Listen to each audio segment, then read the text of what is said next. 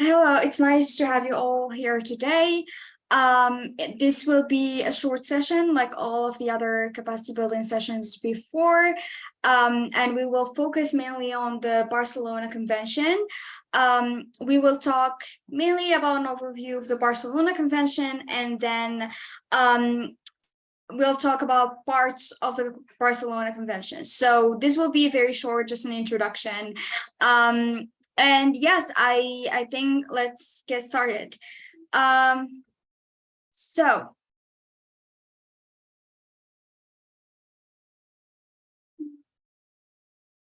okay, so this is mainly an overview. So the Barcelona Convention was called the Convention for the Protection of the Mediterranean Sea Against Pollution. This was the original name for it, and it was adopted on the 16th of February 1976 in Barcelona, and it entered in force 2 years later in 1978.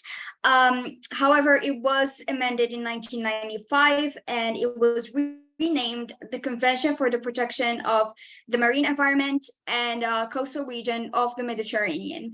The amendment entered in force in 2004, and what we will see later on are the 7 protocols, and we will talk about them in a little bit more of detail. So there are 7 protocols that go with the Barcelona Convention, and it is the Barcelona Convention is the principal regional legally binding multilateral environmental agreement, or MEA, in the Mediterranean. So it is not the only one, but it is the principal one, and it is the one that is used a lot, basically. So moving on. Okay, so we're gonna talk about the aims or the goals of the Barcelona Convention. So the first aim of the Barcelona Convention is to protect the marine environment and the coastal region of the Mediterranean Sea. So basically, all of the not only the marine environment, but like also the species that live in the Mediterranean area, and protect the Mediterranean Sea from pollution, but also the coast of the Mediterranean Sea from pollution. Also, secondly, carrying out the sustainable management of natural marine and coastal resources. So we will see later, there are organizations in place, and there are conventions in place and protocols in place that help out in carrying out the management sustainably of the resources, the marine resources in the Mediterranean area. Moving on, it also aims to protect natural and cultural heritage, and then assessing and controlling pollution. So when we talk about protecting natural and cultural heritage, again, it's about the marine resources that are in the Mediterranean area and the species that live in the Mediterranean area. And also assessing and controlling pollution. Again, we will see it later, but there are organizations in place and protocols in place that help us know what it means for the Mediterranean to be polluted, what causes the pollution, and activities and things that should be in place in case of, if there is a pollution, if there is something happens, for example, like there is an oil leak or something like that. Then it also aims to integrate the environment into economic and social development. So that's something, not putting the economies of one country on top of preserving the environment, or preserving the Mediterranean Sea. And it also aims to strengthen solidarity between countries bordering the Mediterranean. That's by basically making them work together, and making it easier for them to act together in case of an emergency, or in case of, as I said before, an oil leak or something like that. And lastly, it also contributes to improving quality of life. So yes, that's also something. Moving on. Okay, so these are the contracting parties. I'm not gonna talk about them mainly, all of them, but there are mainly there are 22 contracting parties, basically 21 countries, and then the EU, that is also a contracting party. And yes, so we have countries from North Africa, we have countries from the Middle East, and then we have countries from Europe. So it's very rich. The Mediterranean Sea, you can see, is, it links a lot of cultures together. But also, as you can see, the Mediterranean Sea is very closed off in a way. So there is something like the Mediterranean Sea, the water in the Mediterranean Sea doesn't get recycled. Unless like it's once in 80 years or something like that. So it's really important to keep it like to make sure it's not polluted, to make sure there are actions in place in case of emergencies, in case of things that are happening. So it's really important. And also how culturally diverse the countries that are around the Mediterranean Sea is really important. So we need to make sure that all countries are able to work together and communicate together for the future of the Mediterranean Sea and the Mediterranean coastal areas. So that's it. You can look at the countries. There are many countries that are contracting in the Barcelona Convention.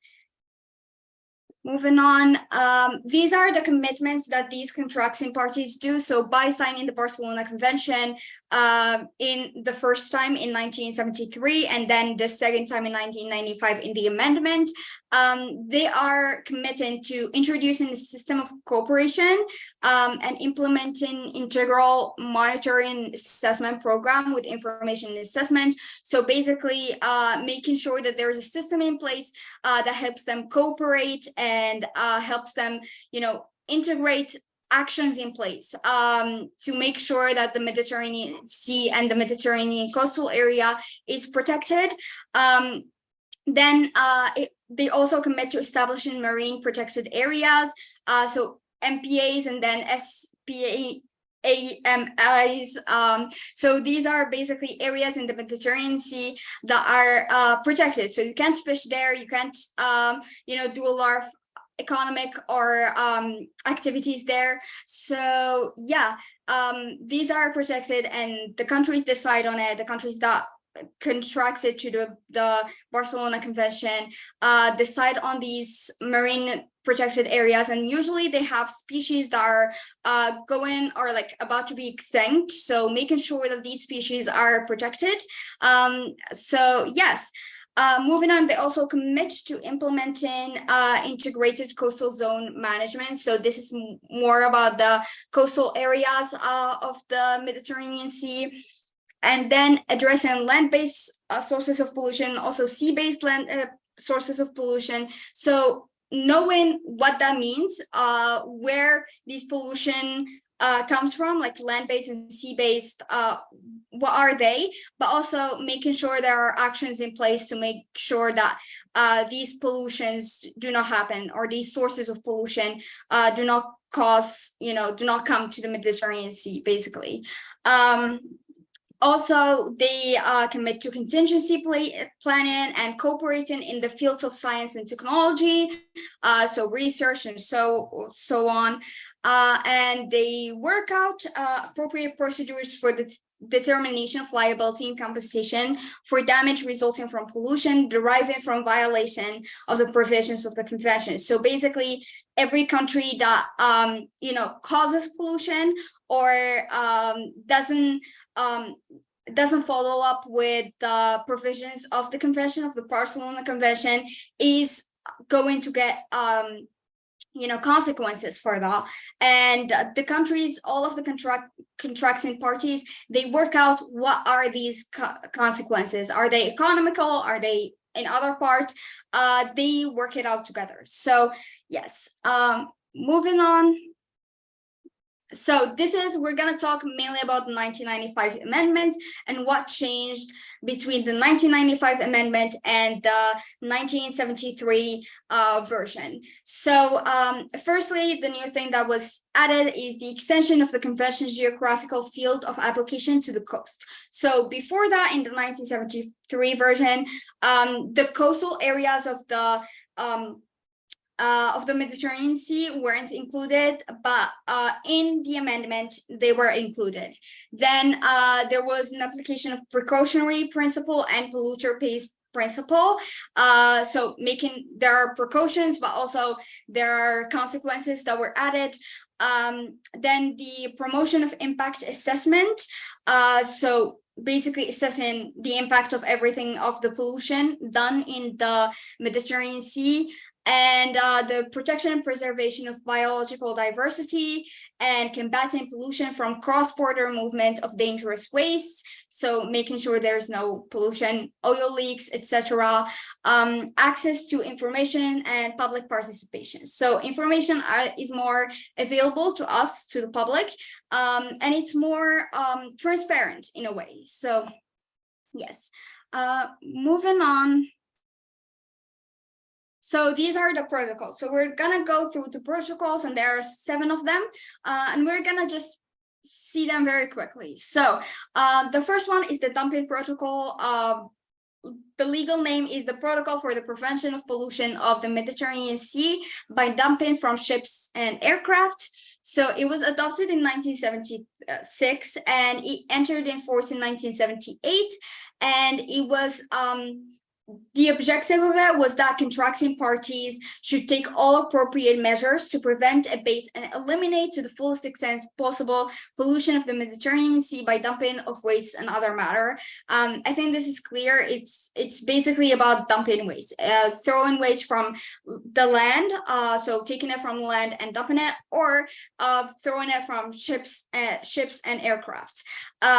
It was also amended in 1995, and it was renamed Protocol for the Prevention of and Elimination of Pollution of the Mediterranean Sea by Dumping from Ships and Aircraft or Incineration at Sea.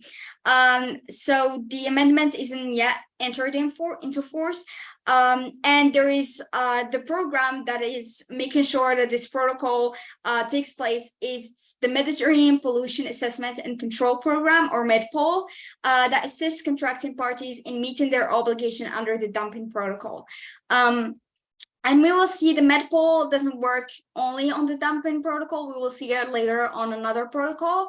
But for now, we'll move on to the Prevention Emergency Protocol. So it's called the Protocol Concerning Cooperation in Combating Pollution of the Mediterranean Sea by Oil and Harmful Substances in Case of Emergency. So this is mainly around cases of emergency. Make sure countries cooperate, make sure there are actions in place that can be taken in case there is an emergency.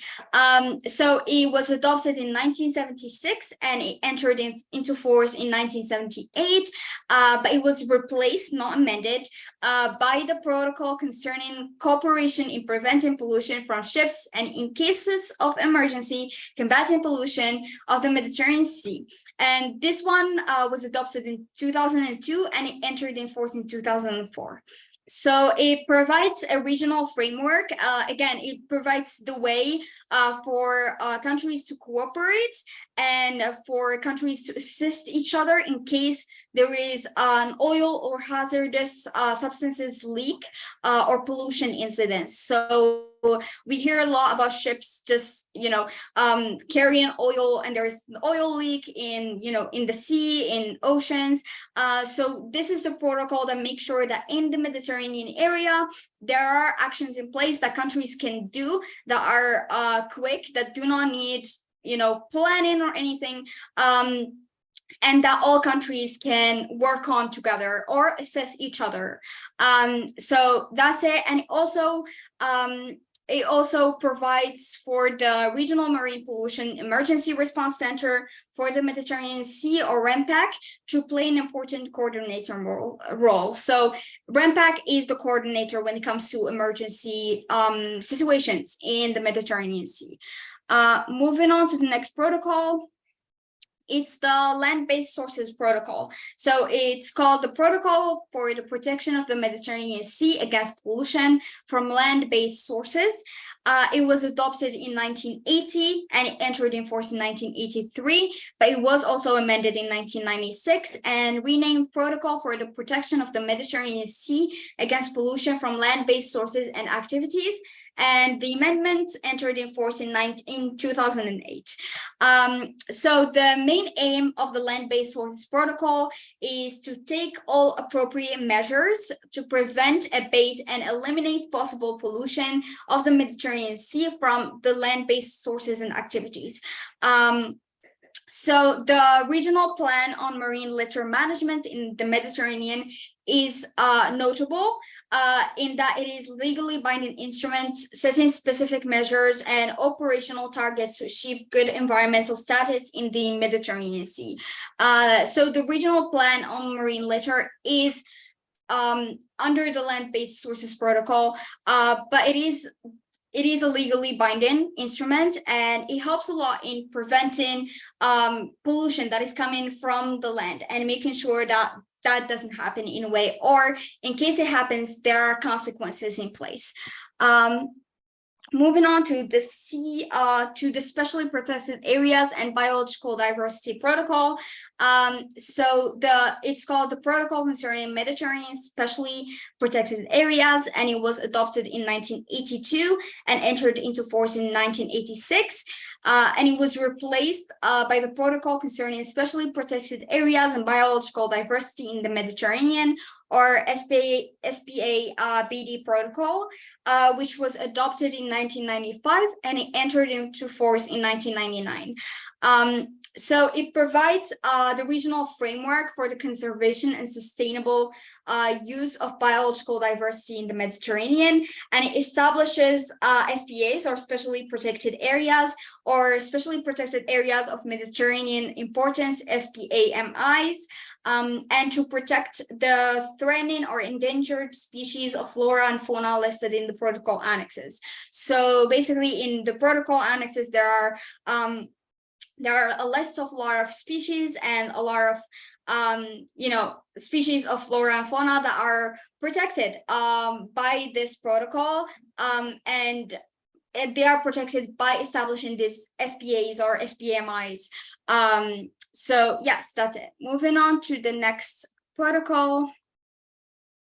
Okay, so this is the offshore protocol, and it's called the Protocol for the Protection of the Mediterranean Sea Against Pollution resulting from the exploration and exploitation of the continental shelf and the seabed and its subsoil. It was adopted in 1994 and it entered into force in 2011. It addresses all aspects of offshore oil and gas activities in the Mediterranean, and it includes measures to reduce pollution from all phases and of offshore activities. To respond to offshore pollution incidents and concerning liability and compensation. So again, it deals with offshore oil and gas activities. So the activities and making sure they are regulated so that no pollution could happen. And in case there is a pollution happening, it makes sure that there are there is liability in place and there are consequences in place. So the REMPEC is the organization or the program that plays the coordinating role in this aspect, and it supports the implementation of the offshore protocol. So it was complemented in 2016 by the Mediterranean Offshore Action Plan, and it's another action plan that you can learn more about it. I can, put a lot of links that you can learn a lot about these protocols individually if you want to. Moving on. The hazardous waste protocol. So this is the protocol on the prevention and pollution of the Mediterranean Sea by transboundary movements of hazardous waste and their disposal. It was adopted in 1996 and it entered into force in 2008. It aims mainly to protect human health and the marine environment against the adverse effects of hazardous waste, and it makes sure to control the movement of hazardous waste and oil or disposal of hazardous waste in the Mediterranean area. So again, we see MEDPOL, the Mediterranean Pollution Assessment and Control Program, that assists contracting parties in meeting their obligation under the hazardous waste protocol. So make sure, they follow a lot of rules and regulations in order to move or to move hazardous waste around the Mediterranean area without having environmental impact on the Mediterranean Sea. So then this is the last, I think, protocol. I'm sorry for the sound, but so it's called the Integrated Coastal Zone Management Protocol. So it's mainly called the Protocol on Integrated Coastal Zone Management in the Mediterranean. It was adopted in 2008 and it entered into force in 2011. And it provides the legal framework for the integrated management of the Mediterranean coastal zone, so mainly the coastal area of the Mediterranean Sea. So we have PAPRAC, which is the Priority Action Program Regional Activities Center, that assists the contracting parties in meeting their obligation under the ICZM protocol. In 2012, the contracting parties under the ICZM protocol, they adopted the action plan for the implementation of the ICZM protocol and adopted the common regional framework for ICZM in 2019. So these are just action plans that help the implementation of the protocol, Integrated Coastal Zone Management Protocol. So yes, this is it for the protocols, and I'm going to copy these references and send them to you in case you want to learn more about it. But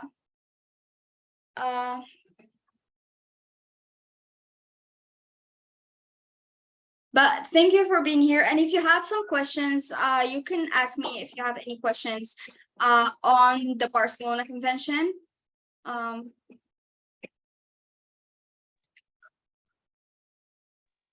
Hello, Hajar. How are you? Yes, I'm fine. How are you? I'm great. I'm Josh. I'm one of the thematic focal points. You had a very good presentation. I really enjoyed it because I do marine studies myself. So you did a very comprehensive and very good job. So very well done on that. So I have a question. It's a personal one, but I'm not sure what country you're from. But my question is, do you see in your country